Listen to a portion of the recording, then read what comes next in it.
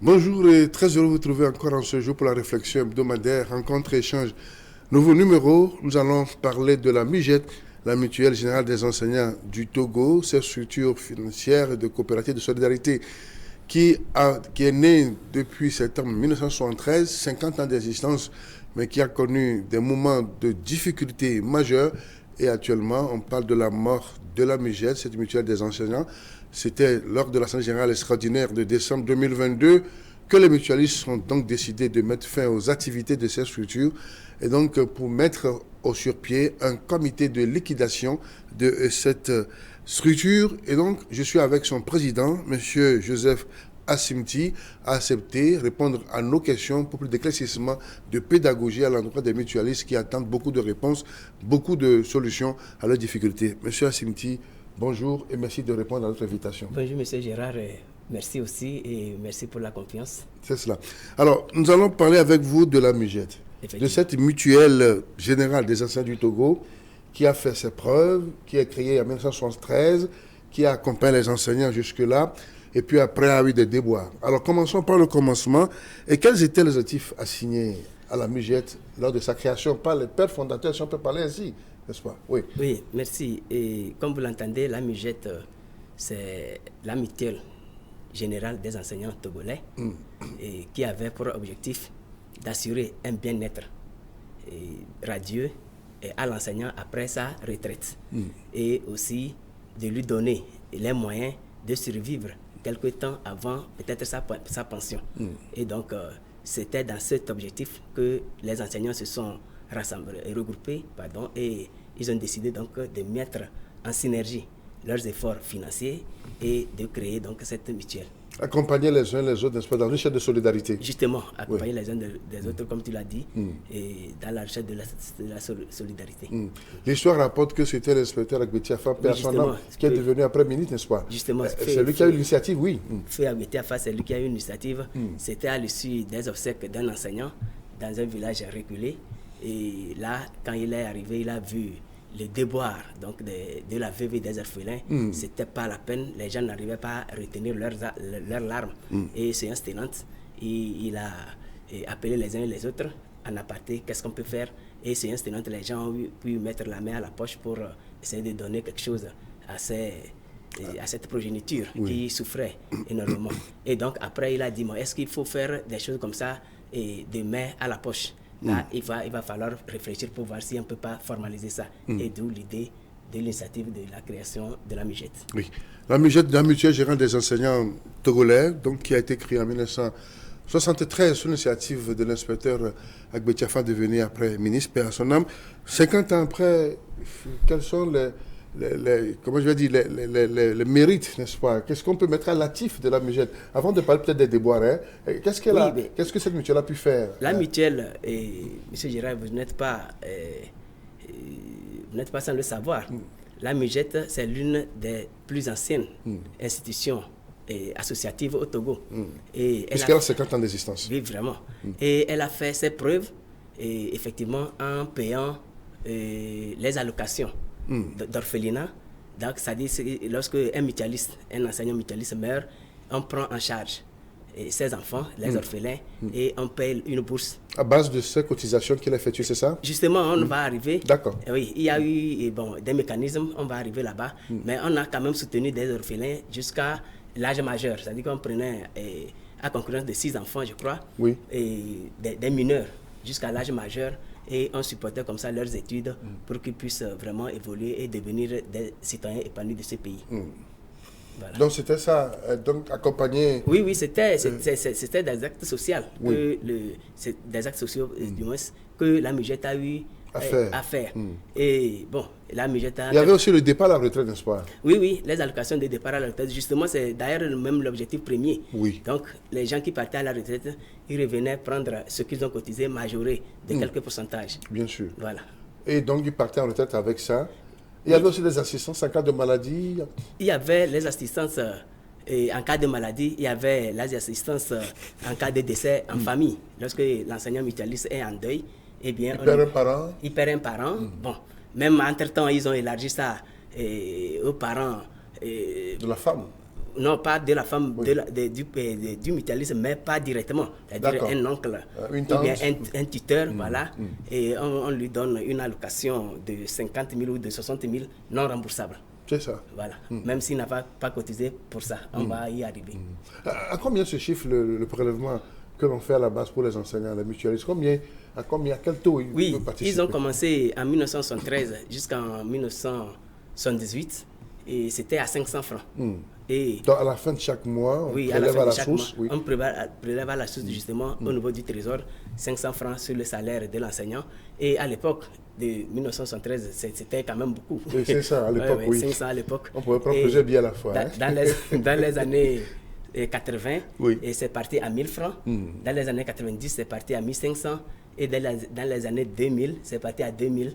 Et après, on a majoré un peu de 150 francs pour supporter les frais d'électricité et consorts. Voilà. Pour les organes qui accueillent, Oui. qui hébergent, n'est-ce pas, les bureaux Oui, les fonctionnaires de la Michette. Les travailleurs, bon, leur salaire, leur rémunération, et les factures d'eau, d'électricité, et tout ça là. Parce qu'à l'époque, c'était greffé sur les cotisations. Directement. Oui, directement. C'est ça même qui a créé la gangrène qui a pourri jusqu'à devenir la plaie. C'est ça. Est-ce que l'adhésion était volontaire ou bien automatiquement, dès que vous êtes enseignant, vous faites partie de cette mutuelle? Oui, bon, Que disent les tests, oui? Dans le préambule, l'adhésion est libre et volontaire. Oui, mais entre-temps, quand nous on est arrivé dans la fonction enseignante, on a constaté que les dirigeants, les directeurs ou les inspecteurs, ils avaient quand même une stratégie pour faire adhérer habilement l'enseignant. C'était pas quand même une mauvaise chose. Oui. Parce que tu viens d'arriver, tu sais pas, on te donne des pièces des fiches à remplir. Tu remplis, tu demandes ça là, c'est quoi? On dit non, ben, il faut remplir. Parce que c'est avec ça qu'on va te donner ton salaire. On a rempli des fiches bancaires, des fiches d'identification de l'individu. Oui. Voilà. Et aussi, ils ont glissé habilement la fiche d'adhésion Mugette. Et voilà, c'est ça qui fait que certains ont adhéré à la Mugette automatiquement à leur insu. Ça peut-être le savoir. Ça peut-être le savoir. C'est cela. Et l'adhésion, est-ce qu'elle est régulière jusque-là, avant même la crise? Est-ce qu'il y avait un taux d'adhésion intéressant, important, effectivement, qui gonflait les mutualistes? Effectivement, et lorsqu'on a interjeté les aides sociales, surtout l'allocation de décès famille, l'allocation d'un parent, de départ à la retraite. Allez-y, oui. Oui, l'allocation de départ à la retraite et l'allocation d'orphelinat. Il y avait même à l'époque les préscolaires. Ah bon? Oui. Quand à la rentrée, on alloue donc une allocation aux désirants, aux mutualistes qui le désirent pour faire la rentrée. Pour faire la rentrée. Donc, tous ces produits ont incité une massive adhésion au niveau des enseignants. Et donc, il y a eu vraiment un engouement à partir de 1987 jusqu'à dans les années 1995-97, c'était vraiment le pic. Beaucoup plus pour les enseignants du primaire, du secondaire? Oui, effectivement. La grande base se trouve où? La grande base, c'est au niveau des enseignants du primaire, puisque c'était initié par un inspecteur du primaire. Et donc, il y avait vraiment de l'engouement là-bas. Au niveau du secondaire, les secondaires ont commencé à rentrer effectivement à partir des années 2000-2001 jusqu'en 2012. Voilà. C'est ça. Et à l'époque, c'était ces inspecteurs justement qui étaient le président de la Mugette. Justement, ben, c'est eux qui ont créé, c'est eux qui ont eu l'idée. Et on suppose que ceux qui viennent de rentrer ne connaissent pas les rouages de la gestion d'une institution financière ou bien d'une structure de cette carrure. Donc, c'est ces inspecteurs-là et dans une large mesure les conseillers pédagogiques qui dirigeaient l'institution. C'est ça. Et à partir de quand, alors, vous avez constaté les premiers signaux de la, je ne dirais pas, de la bonne gouvernance, en tout cas de la malgouvernance, à partir de quand les premiers signaux ont commencé? Et quels sont ces signaux? Oui, nous, on est venus à la Mugette en 2005, étant enseignant, mais nous sommes rentrés dans les instances dirigeantes à partir de 2012. Et dès notre rentrée, on a constaté qu'il y avait des signaux pas vraiment intéressants. Il y avait, les indicateurs n'étaient pas bons. Et nous en avons appelé à la conscience des dirigeants à l'époque de faire quelque chose, sinon la Mugette va couler un jour. Voilà. Donc les signaux, c'est que il y avait une baisse. On a constaté qu'il y a baisse du nombre d'adhésions. D'adhésions. Oui, il y avait baisse du nombre d'adhésions. On a constaté également que et les allocations, c'est-à-dire le taux de majoration des allocations n'était pas normal. Parce que dans les tests, ils avaient prévu 15%. Vous cotisez et à la fin, ce que vous avez cotisé, on fait une majoration de 15% pour laquelle vous n'avez pas cotisé. Alors que votre argent n'a pas servi à faire quelque chose. C'est une caisse de prévoyance. L'argent est gardé quelque part dans les caisses de la MUJET et après, par une alchimie, on augmente 15%. Voilà. En dehors de ça, l'allocation d'orphelinat. Oui. On prend 6 enfants des enseignants, de l'enseignant et jusqu'à l'âge de 21 ans, l'âge majeur. Oui. Donc, si l'enseignant meurt et l'enfant a 1 an, on lui donne l'allocation jusqu'à 21 ans. Donc, pendant 20 ans durant. Pendant 20 ans durant. Oui, il bénéficie de cette allocation. C'était effectif, les gens retrouvaient bien sûr, il y a même des cadres qui ont, et on ne peut pas citer leur nom au plateau, mais ils ont témoigné. Si après hors antenne, on peut vous donner leur numéro, ils ont témoigné que c'est grâce à la mutuelle qu'aujourd'hui, à la MUJET, qu'aujourd'hui ils sont devenus ce qu'ils sont. Parce qu'à l'époque, quand le papa était décédé, ils ne savaient pas à quel sens se vouer. Et c'est donc cette allocation de retraite, d'orphelinat, qui l'avait aidé. En forme de bourse d'études. En forme de bourse d'études. Et demi-bourse, 20 000, 30 000. Et 40 000, et c'est ça qu'il a supporté jusqu'à il a eu le bac, il a fait les études supérieures et aujourd'hui il est devenu un haut cadre. Donc pas des moindres de ce pays. D'accord. Oui. Donc oui, les déboires ont commencé, les mauvais signaux ont commencé. Les mauvais signaux, voilà. Donc on a constaté également que il y avait des investissements. Il est vrai, les investissements, il faut les faire, mais il y avait des investissements pas trop productifs. Je donne un exemple, on prend un terrain quelque part qu'on garde à coût de millions, alors qu'au même moment, les retraités sont là et c'est leur allocation, c'est leur cotisation qui ont servi à acheter ce terrain-là. Pendant qu'il est parti en retraite et il attend son dû, ce qu'on lui doit, on prend cet argent et on achète un terrain. Nous avons dit que non, il est vrai qu'il faut investir, mais là où c'est arrivé, il faut attendre, il faut suspendre les investissements et même voir si on peut récupérer certains terrains déjà acquis, les revendre pour essayer de rembourser aux ayants droit, c'est-à-dire aux retraités. Ce n'était pas mauvais en soi, hein, le fait de mutualiser justement ces ressources, n'est-ce pas, pour en produire davantage ou bien? Oui, ce n'était pas mauvais. Et je donne un exemple. Par exemple, lorsque nous prenons l'hôtel. L'hôtel de la MUJET. Oui. C'est une structure productive. Et là, tout le monde a applaudi. Avec la salle de conférence que les gens louaient, les chambres d'hébergement, la cour pour les fêtes, tout ça là. Donc ça apportait de l'argent. Et donc c'est à Lomé. C'est à Lomé, oui, c'est à Djidjolé. Oui, dans le vent de la pharmacie Djidjolé là-bas. Donc si c'était des investissements de ce genre, voilà, il n'y aurait pas de problème.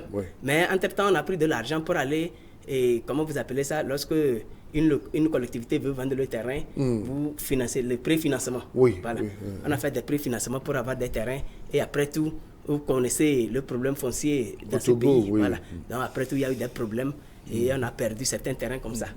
Voilà. Et il y a eu même une politique de construction de logements pour les enseignants. Ça a été fait? Oui. Et cette politique a commencé et c'est justement pourquoi on achetait des terrains dans les localités, des hectares. On en a à Hikiatro, à Sokodé, Pangalam, un peu partout, à Kara, à Palimé, à TV et consorts. Avec comme objectif de construire après des logements sociaux pour les enseignants. Maintenant, le projet a commencé effectivement à Aného. Et on a commencé à construire les logements sociaux aux gens. Mais entre-temps, la discussion au niveau de la passation des marchés n'était pas exactement ça. Les entrepreneurs, l'entreprise qui était chargée donc de la construction de ces logements-là, à un moment, a dit que les choses ont changé par rapport au budget qu'ils avaient fait, les choses ont changé. Et quand on a construit, on a vu que les villas sont revenues plus chères. Et on n'a même pas pu amener de l'eau ni de l'électricité. Donc les premiers occupants qui les avaient pris, ils ont déboursé leur propre argent de poche pour amener de l'eau et de l'électricité. Et c'est devenu pratiquement cher et ils n'arrivaient même plus à payer. Sinon actuellement, on a, disons, 10-11 villas au niveau d'Aného. Certaines sont occupées, d'autres ne sont pas. Bon, on va voir dans cette foulée comment nous allons résoudre ce problème au niveau des logements et à Néfort là-bas. C'est ça. Rencontre échange, nouveau numéro. Nous parlons du décès programmé, de la mort programmée de la MUGET, la Mutuelle Générale des Enseignants Togolais, qui a connu son époque de gloire. Mais malheureusement, ces dernières années, est entrée en de graves difficultés au point que l'Assemblée Générale du 17 décembre 2022 a donc prononcé à sa liquidation. Un comité de liquidation a été mis sur place et c'est le président, son président, M. Joseph Assimti, que je reçois ici sous mon plateau pour plus d'amples explications. Alors, président, donc, nous sommes sur ces difficultés qui ont fait que finalement, de façon souveraine, c'est ça? Oui. Alors, oui, de façon souveraine, l'Assemblée de décembre 2022 a décidé de mettre fin aux activités de la MUGET. Oui, bon, disons, et en fait, oui. Avant même d'en arriver à l'Assemblée générale, oui.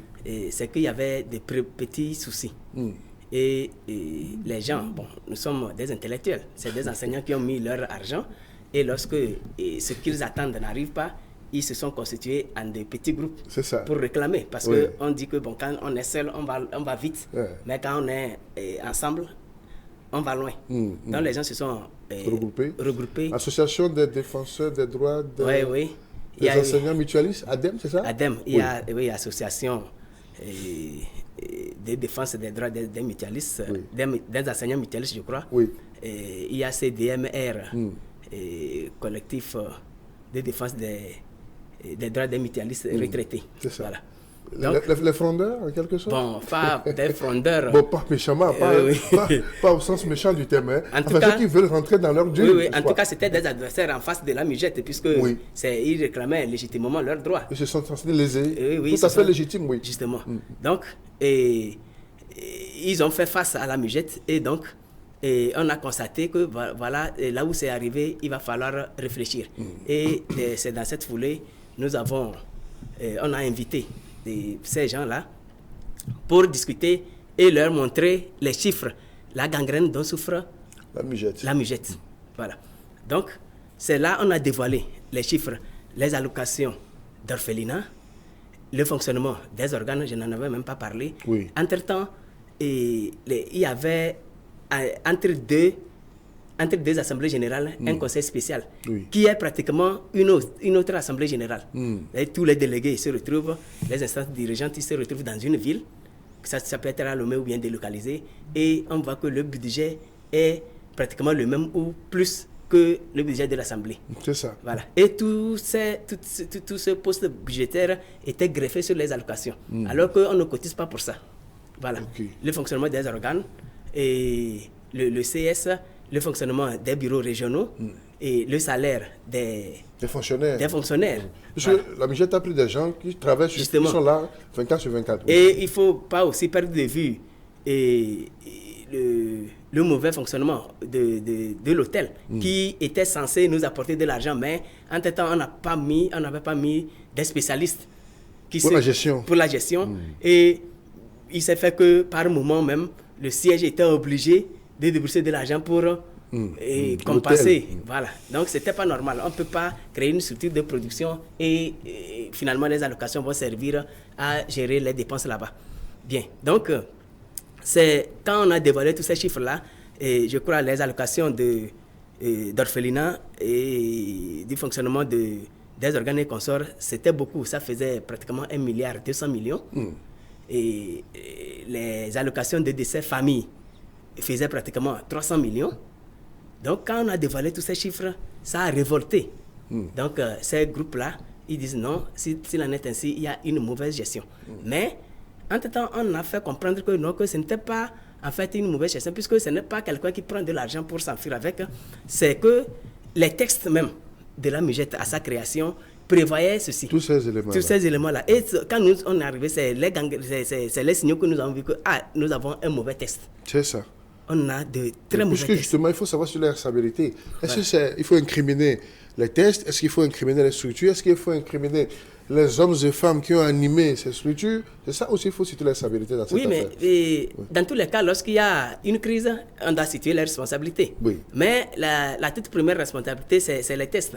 Voilà. Les tests fondateurs. Les tests fondateurs, parce que les enseignants ils se sont regroupés, ils ont de très belles idées, mais ils ne se sont pas fait assister par des techniciens, des techniciens, des spécialistes en la matière pour avoir des tests dignes et qui devaient régir le fonctionnement et la gestion de cette structure qui était très bien et que les gens s'en ont inspiré même et aujourd'hui ils sont bien. C'est ça. Voilà, donc c'était les textes qui leur permettaient d'agir. Ils agissaient par rapport au texte.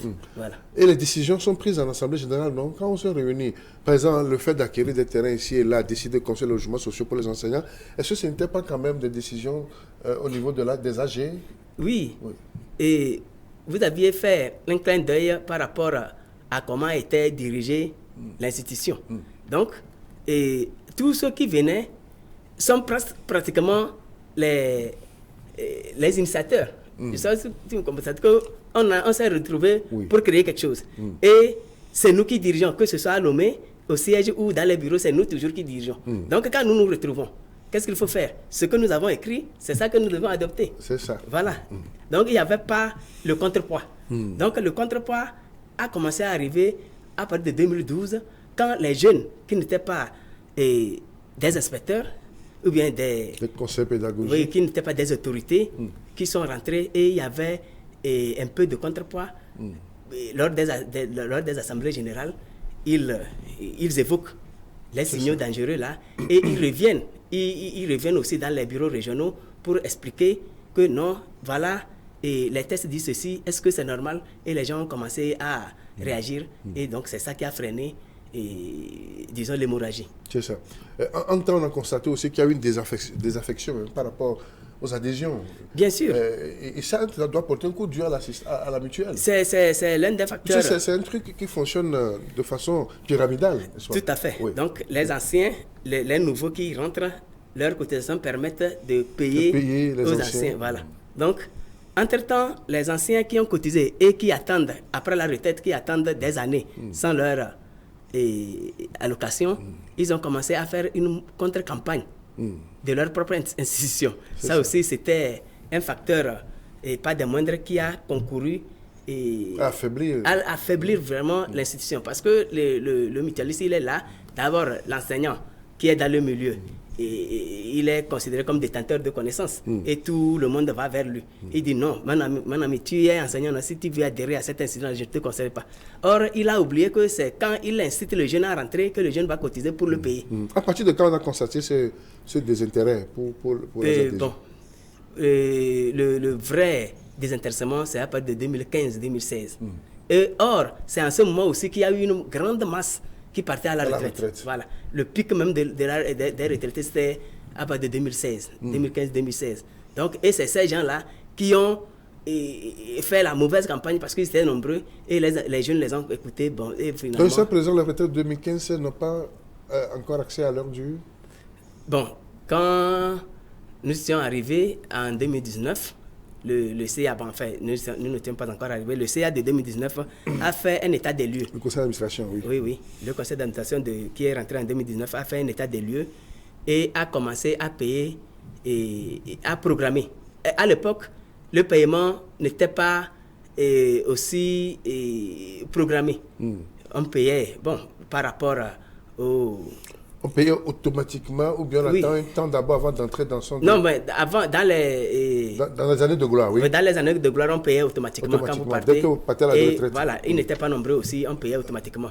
Mais quand on a commencé à avoir des difficultés, on payait peut-être par rapport au problème. Parce que quelqu'un peut être très malade et on voit que non, bon, est-ce qu'il ne faut pas le résoudre? Il faut le prioriser. Voilà, donc quand le conseil d'administration de 2019 est arrivé, il a dit non, on ne va pas faire ça ainsi.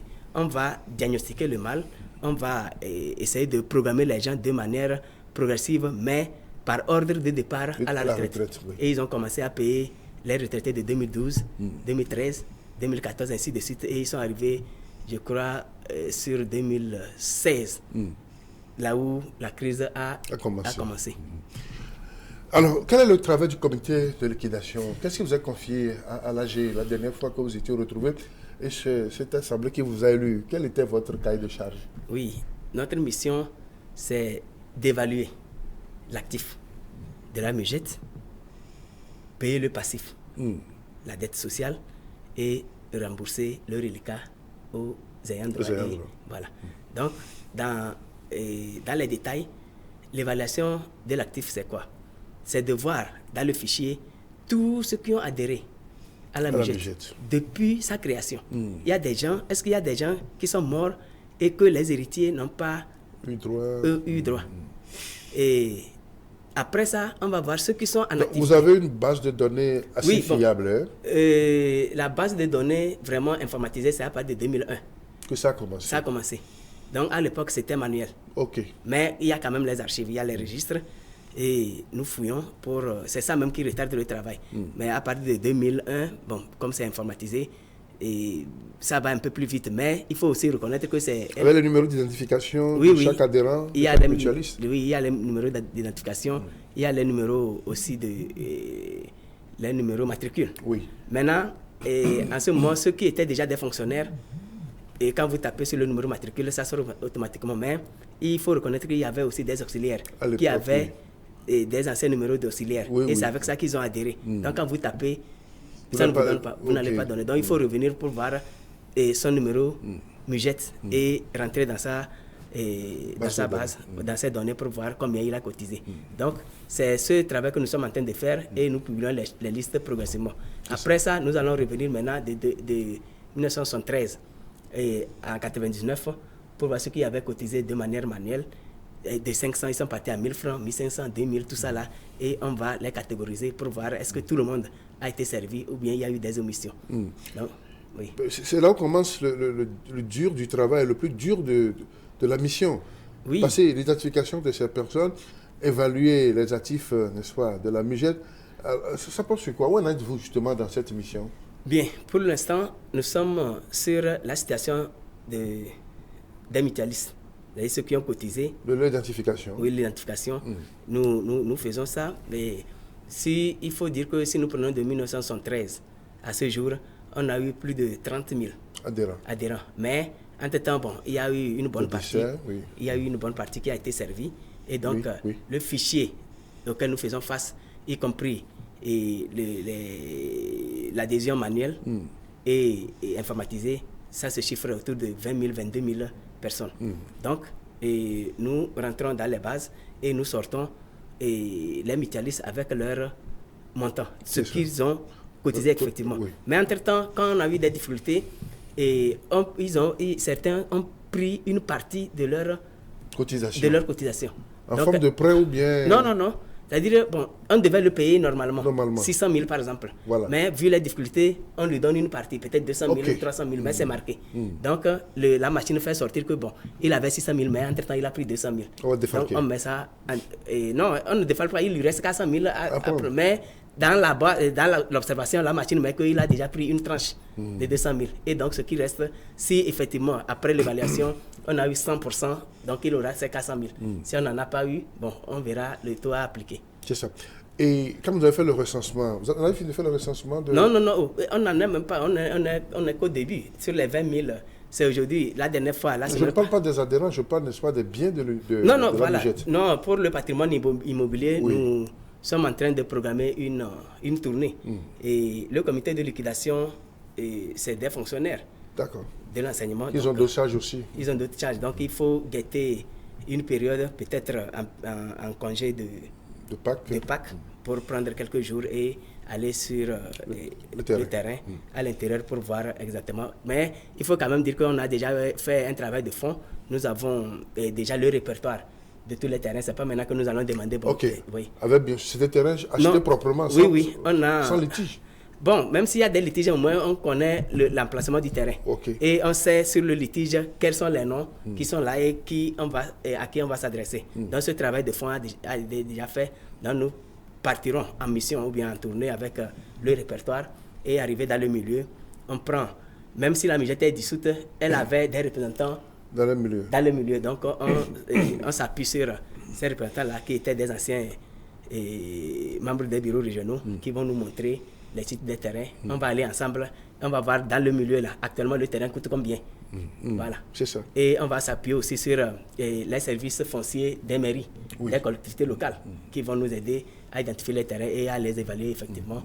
Et puis après passer à la vente. Bon. Michel Simiti, quand vous, dans vos projections, pensez-vous que ce que la MUGET a comme actif, hein, ces mobiliers, ces biens que vous êtes en train de recenser, est-ce que ça peut suffire à couvrir les charges, hein, et de sorte que les ayants droit puissent avoir ce qu'ils ont cotisé? Oui, et d'entrée de jeu, nous ne pouvons pas le penser, mais je crois que si vous êtes endetté et vous avez une maison à vendre, bon, ce n'est pas parce que vous êtes endetté que vous allez la brader. C'est ça. Voilà, si vous êtes endetté de 15 millions et vous avez une maison et des terrains, vous allez faire en sorte que au moins, même si vous n'avez pas les 15 millions, que ça s'approche du moins des 15 millions pour pouvoir éponger votre dette. Donc c'est ce jeu, c'est le jeu auquel nous nous prêtons pour que au moins les terrains ne soient pas parce que nous sommes en crise, en difficulté, que nous allons dans un peut-être à Cara, en pleine ville. Un terrain qui peut coûter 10 millions, on va aller dire non, 2 millions, 3 millions, non. Quand même, on sera raisonnable. Vous avez déjà commencé par publier une liste de mutualistes. Oui. Avec, on a vu, hein, sur les réseaux sociaux le montant auprès des noms. Oui, c'est ce que je disais en tantôt. C'est-à-dire que ces montants-là, c'est ce qu'ils ont cotisé. Oui. Et quand vous prenez la liste là, vous allez voir le dernier, la dernière colonne observation. Observation. Voilà, observation, on a mis T1. T2, c'est-à-dire qu'il a pris déjà une première tranche. Ou bien une deuxième tranche. Voilà. Donc ce qui lui reste là, voilà. Vous allez voir sur la liste peut-être les gens qui ont 14 000, 2 000. Ah bon? Oui, il faut bien vérifier. Je n'ai pas fait attention. Les gens n'ont que 4 000, d'autres n'ont un zéro. Ah bon? Oui, et pourtant ils réclament. C'est ça. Et vous avez commencé par publier les listes par ordre alphabétique. Oui. D'autres pensent que vous pouvez le faire par ordre de départ à la retraite. Oui, les gens nous ont appelé qu'il fallait le faire par ordre de départ à la retraite, mais ça va nous compliquer la tâche. D'abord, c'est nos grands frères retraités, même si vous êtes en activité, imaginez, vous êtes allé à un examen et on proclame les résultats. Vous voyez que lorsqu'on proclame par ordre de mérite, c'est plus difficile de chercher le nom. Oui. Mais si on affiche les résultats par ordre alphabétique, tu sais que ton nom commence par K, tu cherches dans les K. Et tu sais que... C'est plus rapide. Oui, tu sais que tu as passé l'examen en série D ou bien en série G, tu vas dans cet examen-là et tu cherches. Mais si on dit, bon, les résultats, on mélange les séries D, A4, bon... C'est compliqué. C'est très compliqué pour chercher les noms. Donc nous enfin, et reconnaître que la voie alphabétique nous sera un peu plus facile. Seulement ça traîne jusqu'à ce qu'on arrive à Z, vraiment. Non, attendez, qu'est-ce qui traîne? Il y a une première liste de 600, je crois. La semaine passée seulement, nous avons accéléré pour sortir une liste de 632 personnes. Et moins d'une semaine aujourd'hui, avant de rentrer au studio, on a publié une liste de 732. Vous voyez, donc... Et ça va quand même vite. Je crois que la semaine prochaine, jusqu'à vendredi comme ça, une liste aussi. Et pendant combien de temps on va encore attendre après l'application de ces listes avant de commencer par rentrer dans nos duos? Bon, en fait, nous avons un jeune informaticien qui nous aide à faire le travail. Donc, il rentre dans les bases et il n'est pas directement lié aux activités du comité. Donc nous on peut partir en tournée, lui va continuer le travail. Mais nous nous sommes dit, et lorsque nous avons fait la passation de service le 7 janvier, nous nous sommes dit que si tout va bien, nous donnons environ 6 mois pour finir la publication des listes. Voilà. Et au même moment, dans les 6 mois, nous aurons aussi fini nous aurons aussi fini d'évaluer le patrimoine immobilier. Et donc, jusqu'à, disons, nous donnons 1 an pour finir ce travail, si tout va bien. Oui, l'important pour l'enseignant togolais, c'est que, bon, il faut qu'on donne vite et bien ce qu'il a cotisé. Bien sûr, il faut qu'on donne vite et bien, mais il faut aussi évaluer. Voilà. Donc, on ne peut pas, si aujourd'hui, nous trouvons... un preneur qui prend le siège, par exemple. C'est-à-dire un preneur, un privé, un particulier? Oui, c'est-à-dire on est en train de liquider. Si on affiche là-bas, c'est à côté ici. Oui, si on écrit que, bon, ok, le siège là est en vente, on affiche le numéro, les gens vont venir. Maintenant, ça ne veut pas dire que lorsque nous allons le vendre, rapidement, nous allons prendre l'argent là pour partager. Non, il faut garder. Peut-être vendre l'hôtel, garder encore, vendre les terrains, tout ça, là, on va tout vendre avant de passer. Sinon, si on commence à partager, et après, ça ne suffisait pas. Ou bien certains ont eu plus que d'autres. Vous voyez, donc, c'est un travail quand même colossal, mais nous allons y arriver. C'est ça. Donc, je pourrais qu'il y ait un truc de paiement par proportionnalité ou bien... Oui. Oui. Lorsque nous allons faire l'étude et l'évaluation, je vais parler avec des chiffres pour que les gens puissent nous comprendre. Supposons que nous devons aux gens 1 milliard. Et nous avons vendu tout et ça fait 800 millions. Donc, logiquement, mathématiquement, ça fait la cagnotte donne 80% de la dette. De la dette. Donc, ça veut dire que chacun aura 80% de son dû. Celui qui a cotisé 100 000 aura 80 000. Voilà. C'est bien expliqué comme ça. C'est dans le cahier des charges. C'est la mission. C'est la mission. C'est contenu dans. Oui. Il n'est pas dit que je vais retrouver mes 100 000. Hein? Non, même si. Au cas où, oui, voilà. Vous avez bien posé la question. Supposons que nous avons 1 milliard et que nous, c'est-à-dire 1 milliard de dettes, et que nous avons eu la chance. On a trouvé des bons partenaires qui veulent prêter, nous aider, et que nous vendons le truc à 150 millions. Pardon, 1,5 milliard, alors que la dette c'est 1 milliard. Ça veut dire que la cagnotte dépasse la dette. Et donc les gens auront plus que 100%. Voilà, donc c'est pourquoi nous parlons du pourcentage. Le pourcentage ne veut pas dire que forcément que tu es à moins de 100%. Ça peut être 100%, moins de 100% ou plus de 100%. Voilà, ça dépendra de combien nous allons vendre le patrimoine. Rencontre échange, Joseph Assinti est mon invité, il est le président du comité de liquidation des actifs de la MUGET, la mutuelle des enseignants togolais, créée en 1973, qui a connu de sérieux déboires et qui est en passe d'être dissoute, s'il ne l'est pas déjà, puisque son acte de décès a été signé par une assemblée générale en décembre 2022. Monsieur Assinti, alors finalement, après réflexion, on n'a pu rien faire pour sauver la MUGET, et puisque certains pensent que c'était un précieux trésor pour les enseignants togolais. Et les dévanciers, les initiateurs vont se fâcher dans leur tombeau. Oui. Donc, rien n'était possible pour sauver la MUGET. Bon, et ce n'est pas que rien n'était possible. Et ce qui était dans le conseil d'administration, lorsque la crise a éclaté, ils ont réfléchi et ils ont recruté un expert, un consultant qui a fait un travail, qui a dit non, mais votre MUGET, votre mutuelle, elle a des sérieux problèmes. Mais si vous faites vous-même confiance, vous pouvez la relancer. Parce qu'il a donné des exemples. La caisse de retraite ou bien la CNSS. Et il y a beaucoup d'institutions qui ont eu des problèmes dans ce pays, mais qui se sont fait confiance et ils ont relancé. Donc, votre problème là, il est mineur. Bon, parce que la dette sociale se chiffrait à moins de 2 milliards. Si vous vous mettez en synergie et vous vous faites confiance, vous montrez votre patrimoine, les sièges avec les titres fonciers aux institutions, aux banques, on peut vous faire un prêt, éponger cette dette-là et relancer. Carrément, les choses, vous allez changer le système de gestion, le système de fonctionnement, et puis les gens vous feront confiance. Est-ce qu'en temps, l'argent n'était pas placé dans les institutions financières de la place? Bon, quand les mutualistes cotisaient, est-ce qu'on ne mettait pas ça dans les banques? Oui, bon, quand on cotise, on ne peut pas quand même garder ça dans un coffre. Pour plus de sécurité, on mettait ça dans les banques. Voilà, donc c'est dans les banques. Et quand c'est dans les banques, ça doit générer des majorations? Oui, ça régénère quand même des estournes. Et ces estournes-là servent en même temps à gonfler la caisse. Oui, bon, ça ne dit pas à gonfler la caisse, à amortir les dépenses, les dépenses internes qui ne sont pas greffées sur les cotisations. Voilà.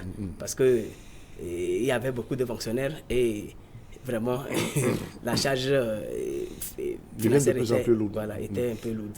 Oui, à part les terrains, à part les biens immobiliers, il y avait de la liquidité aussi dans le compte sur le compte de la MUGET. Bon, en fait, la liquidité, il y en avait, mais c'est cette liquidité qu'on utilisait pour payer les retraités. Mais entre-temps, lorsque la crise a commencé, le grand problème, c'est que les groupes d'enseignants ou bien les groupes de mutualistes qui réclamaient leurs droits ont demandé qu'on suspende toutes les cotisations. Il n'y a plus de rentrée. Voilà, qu'on suspende tout. Et nous avons dit non, mais si vous réclamez votre cotisation, si vous ne voulez pas cotiser, c'est à vous d'arrêter pour vous. Est-ce que moi, Assinti, on peut venir me dire d'arrêter pour moi alors que je ne suis pas dans cette lancée? Nous avons dit non, si les gens veulent arrêter, qu'ils arrêtent. Et c'est en ce moment qu'ils ont réussi à faire suspendre plus de 2000 adhérents. Voilà. Alors que... Ça n'arrange pas les affaires. Voilà. Alors que les 2000 adhérents, ça fait, fois 2000 francs, ça fait 4 millions. Par mois, ça. Est-ce que c'est 4 millions ou bien 40 millions? Oui, par mois, oui. 40 millions, oui. Voilà. Donc, vous voyez que 40 millions, alors que les retraités sont là, bon, finalement, c'était pas ça. Donc, il n'y avait pas de liquidité. On avait déjà pris la liquidité pour vendre, pour payer aux retraités. C'est quand, à un moment, jusqu'en novembre même, on a dit, bon, OK, au lieu de continuer par prélever et qu'on ait des problèmes, donc on a dû suspendre tout le monde à partir de novembre. C'est ça. Voilà. Bien, merci. Et donc, vous êtes à la tête de ce comité de liquidation. C'est une lourde responsabilité, hein, M. Assimti. Oui, ben c'est Est-ce que vous en avez conscience? C'est une lourde responsabilité, mais il faut quelqu'un pour la supporter. C'est ça. Si nous on incline, qui viendra et ça ne sera pas lourd. Elle est lourde et elle sera lourde pour tout le monde. La masse est là, mais il faut quand même encourager pour faire face au problème. Et nous avons accepté porter cette lourde responsabilité. Je crois qu'avec la collaboration, la franche collaboration, avec la confiance et l'aide de Dieu, nous pouvons y arriver. C'est ça. Et vous avez été élu par l'Assemblée générale extraordinaire, hein, c'est ça? Oui, bon, en fait, lorsque la crise a éclaté, il y avait deux partis. Il y avait les adversaires et le bureau voilà. Exécutif. Donc, on a été assisté aussi par les autorités, et certaines autorités qui nous ont conseillé, qui nous ont orienté que bon, ok, pour juguler la crise, il faut élire un comité, mais que ce comité soit paritaire. Il faut que de chaque parti, qu'on amène des gens. Donc, il y a dans le comité aussi bien les membres que Adam a désignés et les membres que le CA aussi a désignés. Donc, c'est un comité de 4 membres, 2 partout. C'est ce comité qui fait le travail de liquidation. C'est le comité-là qui fait le travail de liquidation et on le fait de manière consensuelle. C'est ça. Et dans le règlement intérieur, il n'y a pas de cache-cache. Les informations. Par exemple, même quand vous m'avez invité ici, tout le monde sait qu'à l'heure là, je suis ici. Sur ce plateau. Sur ce plateau. Et après, ils auront les éléments. Donc, rien n'est caché. Même au cours du travail de la liquidation, tout sera mis sur la place publique. Oui, sur la place publique. Et tout le monde saura qu'on a vendu l'hôtel à tel prix, le siège à tel prix. D'ailleurs, même on publie les listes avec les montants. Les gens prendront les crayons pour descendre la marge des dû là. Ils sauront que voilà. Actuellement, même les gens savent que les 600 personnes là, c'est telle dette. Les 700 jusqu'au soir, les gens auront le calcul. Donc, rien n'est. En temps, vous étiez devant les tribunaux. Qu'est-ce qui vous a amené là-bas? Oui, bon, justement, lorsque les gens ont commencé à réclamer leur cotisation, ils ont demandé qu'on suspende et qu'on leur paye immédiatement.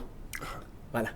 Mais je crois que certains pensaient que peut-être l'argent, le calcul, les 1,8 milliard ou bien les 2 milliards se trouvaient dans les caisses de la MUGET. Et donc, ils ont exigé qu'on les paye immédiatement et qu'on suspende tout le monde. Et ils ont traduit la MUGET au tribunal de première instance. Et bon, la MUGET a répondu et il a dit que non, les tests prévoient que tu peux partir librement comme tu es venu librement. Mais quand tu pars, tu attends la retraite pour prendre ton argent. Tu ne peux pas partir. Voilà, l'article 69 le prévoit. Donc, si vous partez, il n'y a pas de problème, mais vous attendez la retraite pour prendre votre argent. Et donc, c'est ça qui a fait qu'on était devant les tribunaux.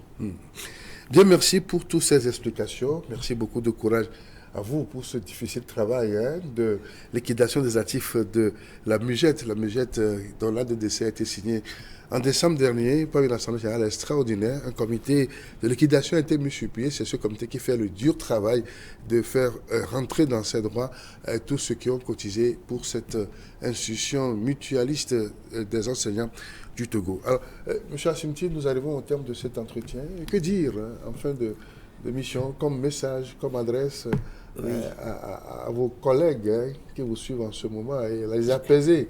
Je demanderai vraiment de la patience, encore de la patience, et aussi de la collaboration. Parce que lorsque nous allons faire l'évaluation, nous allons lancer les appels à manifestation d'intérêt public. Et donc, si les mutualistes qui attendent leur cotisation ou bien le remboursement de leur cotisation, s'ils ont des partenaires qui peuvent prendre des terrains, qu'ils nous les proposent. Voilà. Qu'ils nous les proposent et qu'on vende rapidement pour les payer. Il ne faut pas qu'on continue de vilipender.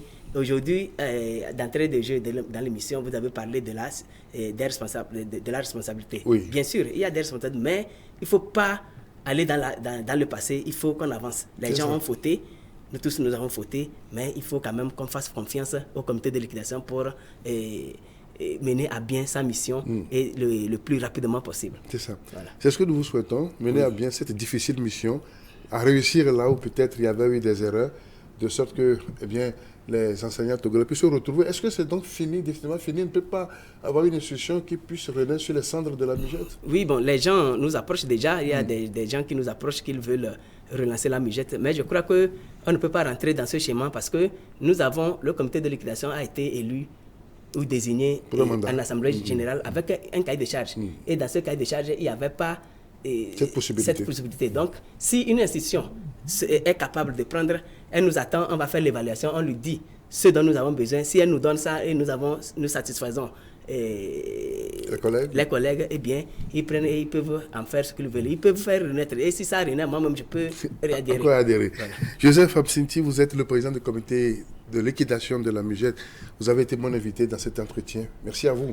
Merci pour votre disponibilité. Monsieur Gérard. Pour ce temps passé en studio. Merci à beaucoup. Expliquer ce soir. Vraiment. Et nous vous remercions, nous vous félicitons parce que c'était une bonne aubaine, c'était une bonne opportunité pour que les gens puissent comprendre ce qui se passe. Parce qu'aujourd'hui, les commentaires vont dans tous les sens. Donc aujourd'hui, je pense qu'avec cette émission, certains sont situés. Et après, nous allons laisser notre numéro hors antenne pour que ceux qui ne comprennent pas puissent nous approcher. Oui, c'est notre job. Nous participons ainsi à la campagne de sensibilisation, de pédagogie surtout, pour apaiser les cœurs, trop durs parfois, parce qu'il est question d'argent. C'est fini pour ce numéro de rencontre, les chers amis téléspectateurs. Merci à vous de nous avoir suivis. Je vous retrouve samedi prochain pour un nouveau numéro de rencontre et échange. À très